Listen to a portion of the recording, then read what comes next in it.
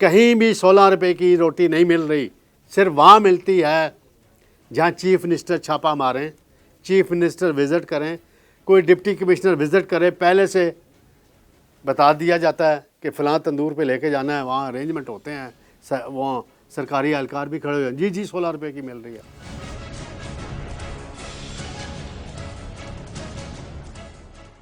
بسم اللہ الرحمن الرحیم، میں ہوں طارق سمیر، ڈیلی ممتاز ڈیجیٹل کے ساتھ۔ ناظرین، 9 مئی کا سانیہ کا سال ایک مکمل ہو گیا۔ کل 2 طرفہ تقریبات تھیں، ایک حکومت کی طرف سے اور مسلح افواج کی طرف سے تھی۔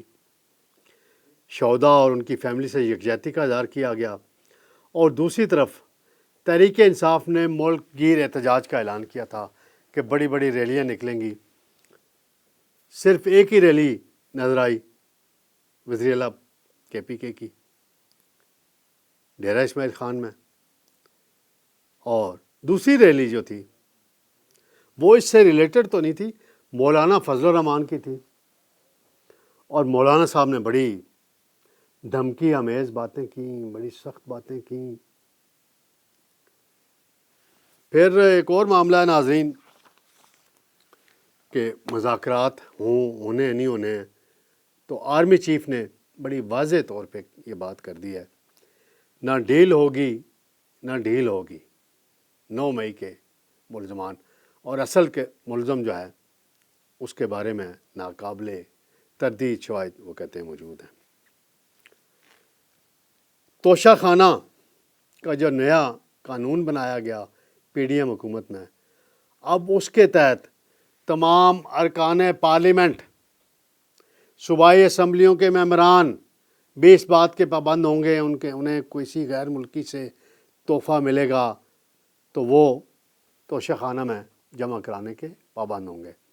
اس پہ ایک اہم سیاسی پارٹی کے سربراہ نے عمل کر دیا ہے، وہ بھی میں بتاؤں گا۔ سب سے پہلے میں آؤں گا ناظرین،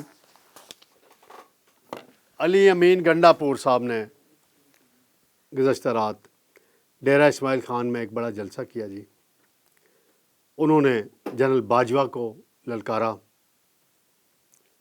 اور پرویز خٹک کی باتوں کا حوالہ دیا، اور جنرل باجوہ کو جھوٹا ثابت کیا کہ ایکسٹینشن مانگ رہا تھا۔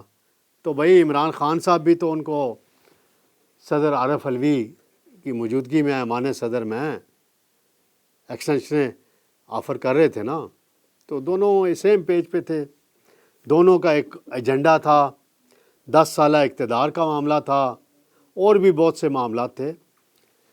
علی امین گنڈا پور نے وہاں بہت سی اور باتیں کی، لیکن انہوں نے پاک فوج زندہ باد کے نعرے لگوائے، جو بڑی حیرت کی بات بھی تھی کہ کئی حلقوں کے لیے، لیکن میرے لیے کوئی حیرت کی بات نہیں تھی، کیونکہ وہ پاک فوج زندہ باد کا نعرہ لگانے کے اس لیے بھی پابند تھے کیونکہ وہ وزیر اعلیٰ کے طور پہ حلف اٹھانے کے بعد اپنے حلف کی پاسداری میں یہ شامل ہے کہ آپ نے قومی اداروں کا احترام کرنا ہے، اور اس تناظر میں بھی ان کا یہ نعرہ بڑا اہم ہے، کیونکہ وہ اس سے پہلے وہ رمضان میں کور کمانڈر ہاؤس جا چکے ہیں،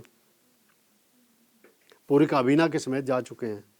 ویسے وہ 9 مئی کے ملزم ہیں، حکومت کی طرف سے، فوج کی طرف سے، اداروں کی طرف سے بتایا جاتا ہے کہ وہ 9 مئی کے ملزم ہیں، ان کی آدھی کابینہ ملزم ہے، بہت سے ارکان پارلیمنٹ ملزم ہیں جو تحریک انصاف کے تعلق رکھتے ہیں۔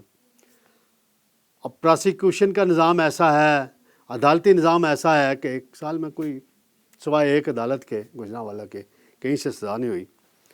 تو دیکھتے ہیں اب آگے صورتحال کیا بنتی ہے، لیکن مذاکرات کی جہاں تک بات تھی وہ تو پروگرام ختم ہو گیا، کیونکہ آرمی چیف نے بڑے واضح طور پہ یہ بات کر دی ہے، اور انہوں نے کہا ہے کہ کوئی سمجھوتا نہیں ہوگا، نہ ڈیل ہوگی، جو ذمہ داران ہیں ان کو سزا ہوگی، ان کو قانون کا سامنا کرنا پڑے گا۔ تو پھر یہ 3 رکنی کمیٹی کون بناتا رہا؟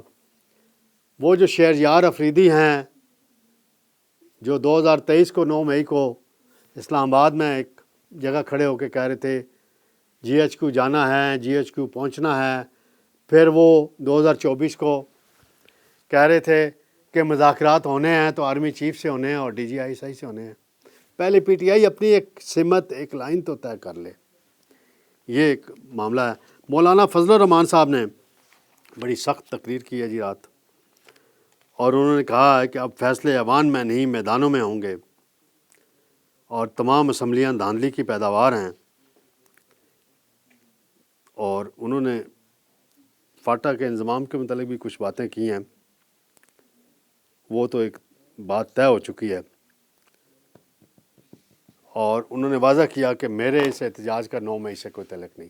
ہاں البتہ انہوں نے یہ کہا کہ ایک بیانیہ بنایا گیا تھا اسٹیبلشمنٹ کی طرف سے، پی ڈی ایم حکومت کی طرف سے، جس کا وہ حصہ تھے.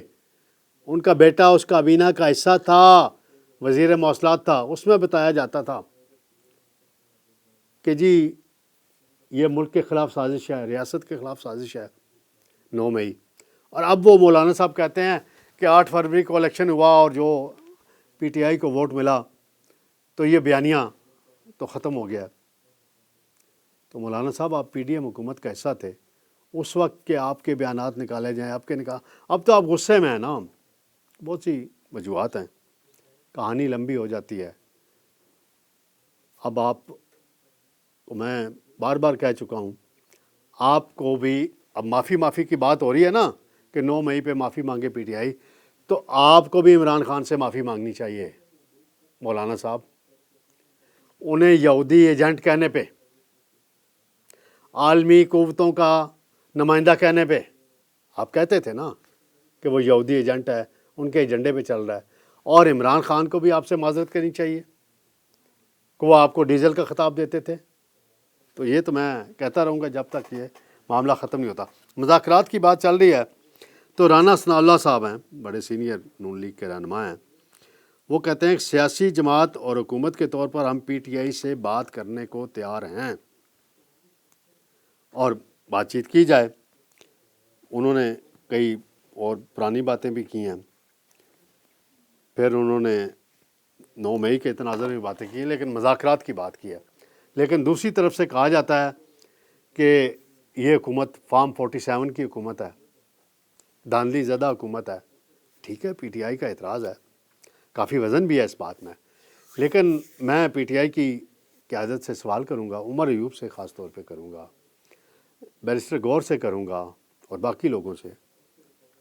وہ جو آپ خواجہ آصف کو ملتے رہے ہیں اسپیکر کے کمرے میں جا کے، ڈاکٹر طارق فضل کو ملتے رہے ہیں اسٹینڈنگ کمیٹیوں کے لیے، پبلک اکاؤنٹس کمیٹی کے لیے، تو وہ اس کا مطلب ہوتا ہے کہ آپ نے اس حکومت کو تسلیم کر لیا ہے. آپ گیلری سے کھیلنا آپ کا رائٹ ہے، اپوزیشن میں آپ نے اس کو لیجٹمیٹ حکومت تسلیم کر لیا ہے. جب آپ ان کے ساتھ بیٹھتے ہیں، وہاں آپ طارق فضل کے ساتھ نہیں بیٹھے، خواجہ آصف کے ساتھ نہیں بیٹھے، خواجہ آصف کے پاس نہیں گیا پھر شیر افضل مروت تلک.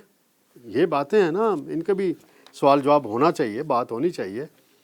ایک دعویٰ کیا جا رہا ہے پنجاب میں جی مہنگائی کم ہو گئی ہے، 36 سے کم ہو کر 17% پہ آ گئی ہے. مرغی کی قیمت کہا جا رہا ہے جی 230 روپے فی کے جی کم ہوئی ہے. آٹے کا تھیلا 20 کلو کا 2800 روپے کا ملتا تھا، 1800 روپے کا ہو گیا ہے. اور پھر بھی روٹی سستی اسکیم پہ حکومت عمل درآمد کرانے میں ناکام ہے. کہیں بھی 16 روپے کی روٹی نہیں مل رہی، صرف وہاں ملتی ہے جہاں چیف منسٹر چھاپا ماریں، چیف منسٹر وزٹ کریں، کوئی ڈپٹی کمشنر وزٹ کرے، پہلے سے بتا دیا جاتا ہے کہ فلاں تندور پہ لے کے جانا ہے، وہاں ارینجمنٹ ہوتے ہیں، وہاں سرکاری اہلکار بھی کھڑے ہوئے ہیں، جی 16 روپے کی مل رہی ہے. کوئی اچانک چھاپا مارا جائے نا، بغیر پروٹوکول کے مارا جائے، کوئی اور روپ دھار کے مارا جائے تو پتہ چلتا ہے کوئی عمل نہیں ہو رہا اس پہ.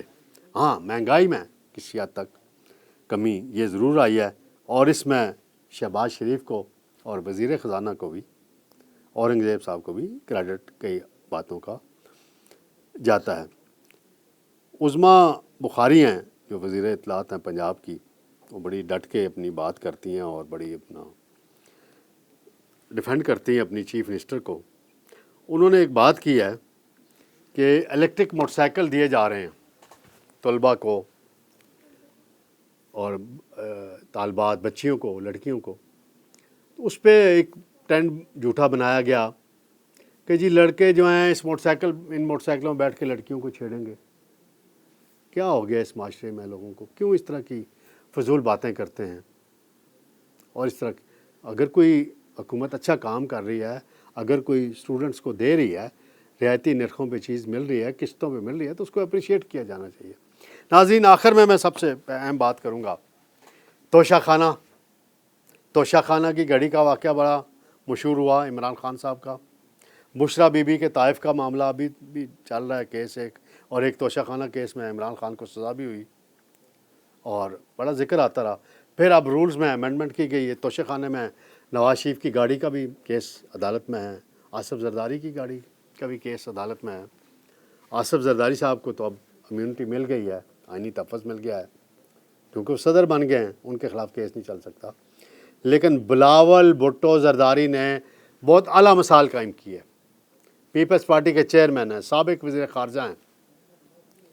ان سے گزشتہ دنوں ازبکستان کے وزیر خارجہ نے ملاقات کی، باہمی دلچسپی کے امور پہ بات چیت ہوئی، اور بلاول بھٹو کو انہوں نے بڑا خوبصورت اور بڑا قیمتی ایک ٹی سیٹ جو ہے وہ تحفے میں دیا.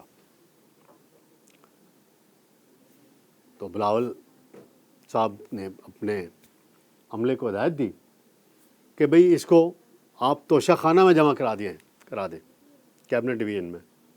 میں نے اپنے سورسز سے چیک کیا تو پتہ چلا پی ڈی ایم حکومت میں توشہ خانہ کی پالیسی جو چینج کی گئی تھی اس میں اب بلاول بھٹو وزیر نہیں ہے